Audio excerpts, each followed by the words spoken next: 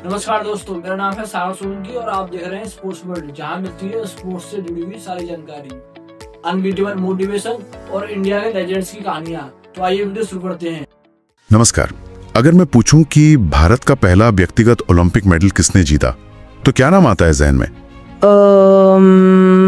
शायद अभिनव बिंद्रा या लिएंडर पेस। हाँ, ये नाम बिल्कुल आते हैं और ज्यादातर लोग शायद यही सोचेंगे, लेकिन असलियत थोड़ी अलग है।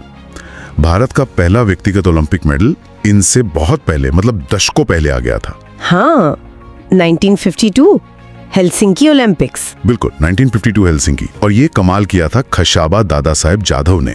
आज हम उन्हीं की कहानी पर बात करेंगे। एक ऐसा हीरो जिसे शायद हम कुछ हद तक भूल गए हैं। हमारे पास कुछ स्रोत हैं, जैसे खशाबा जाधव भूला हुआ ओलंपिक हीरो, जिनके आधार पर हम ये चर्चा कर रहे हैं जी। और हमारा मकसद ये है कि उनकी पूरी कहानी, उनकी जो उपलब्धि थी और फिर कैसे उन्हें वो पहचान नहीं मिली, मतलब कैसे उन्हें नजरअंदाज किया गया, उसे समझें। ये सिर्फ एक खिलाड़ी की कहानी नहीं है, ये हमें सोचने पर मजबूर करती है कि हम अपने नायकों को कैसे याद रखते हैं। सही कहा। तो चलिए शुरू करते हैं। खशाबा जाधव जन्म हुआ 15 जनवरी 1926 महाराष्ट्र के सतारा जिले में गोलेश्वर गांव, एक साधारण किसान परिवार। हाँ, और पहलवानी तो जैसे उनके खून में थी। उनके पिता दादा साहेब जाधव वो खुद पहलवान थे। उन्होंने ही खशाबा को बचपन से सिखाया। माहौल शायद वैसा था, घर में गरीबी थी हाँ, लेकिन खशाबा के अंदर एक जुनून था कि देश के लिए कुछ करना है, कुछ बड़ा करना है। और इसी जुनून के साथ वो पहुंच गए 1948 लंदन ओलंपिक्स। और ये बात मुझे हैरान करती है, बिना किसी खास ट्रेनिंग के, बिना कोच के वो 6ठे नंबर पर आए। हाँ, ये वाकई कमाल की बात है। आज के जमाने में सोचना भी मुश्किल है।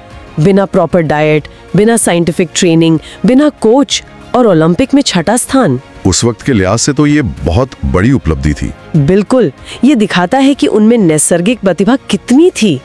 लेकिन दिक्कत ये हुई कि इस प्रदर्शन के बाद भी उन्हें कोई खास सरकारी मदद, कोई सपोर्ट सिस्टम। हाँ, ये थोड़ा अजीब लगता है। मतलब एक ओलंपिक प्रतिभा दिख गई, फिर भी सिस्टम ने ध्यान नहीं दिया। शायद अनदेखी की शुरुआत यहीं से हो गई थी।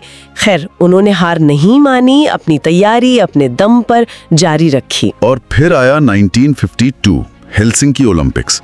यहाँ खशाबा जाधव ने इतिहास रचा। बैंटमवेट कुश्ती में कांस्य पदक। और ये महत्वपूर्ण इसलिए है, जैसा आपने शुरू में कहा, कि ये हॉकी जैसे टीम इवेंट से अलग भारत का पहला व्यक्तिगत ओलंपिक पदक था, इंडिविजुअल मेडल। बिल्कुल, पहला। इस पर जोर देना जरूरी है, ये कोई छोटी बात नहीं थी। ये सिर्फ एक मेडल नहीं था, ये एक तरह से दरवाजा खोलने जैसा था।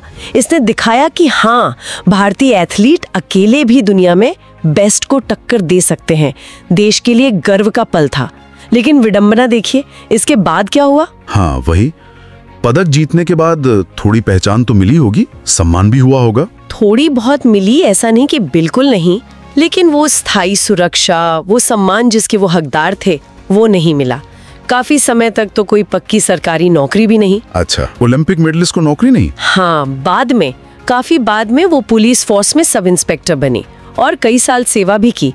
पर सोचिए, एक ओलंपिक हीरो और उसे करियर के बाद कोई पेंशन, कोई विशेष सुविधा, ऐसा कुछ नहीं। ये तो काफी निराशाजनक है। मतलब उनकी उपलब्धि के हिसाब से ये बहुत कम था। बिल्कुल, और कहानी का अंत तो और भी दुखद है। 1984 में उनका एक रोड एक्सीडेंट हो गया, गंभीर रूप से घायल हुए। और त्रासदी ये थी कि उनके पास अपने इलाज के लिए पैसे नहीं थे। क्या मतलब ओलंपिक मेडल जीतने वाले के पास इलाज के पैसे नहीं थे?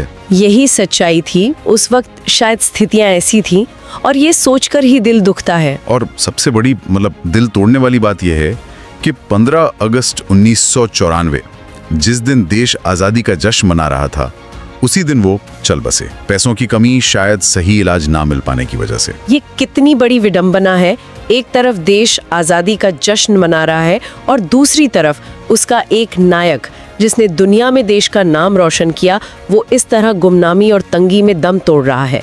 ये सिस्टम पर सवाल उठाता है। बिल्कुल। और उनकी विरासत के साथ भी काफी समय तक न्याय नहीं हुआ। सालों तक न कोई बड़ा राष्ट्रीय सम्मान मिला, भारत रत्न या अर्जुन अवार्ड जैसा कुछ, न उनके नाम पर कोई स्टेडियम, कोई सड़क, जैसे भुला ही दिया गया उन्हें। हाँ, बहुत बाद में, शायद 2000 के बाद महाराष्ट्र सरकार ने उनके नाम पर एक कुश्ती अकेडमी शुरू की। देर आए दुरुस्त आए शायद, लेकिन ये सम्मान बहुत देर से मिला। ये दिखाता है कि हम कभी कभी कैसे चूक जाते हैं अपने नायकों को समय पर पहचानने में। तो अगर हम संक्षेप में देखें, खशाबा जाधव ने देश को पहला व्यक्तिगत ओलंपिक मेडल दिलाया, लेकिन बदले में क्या मिला?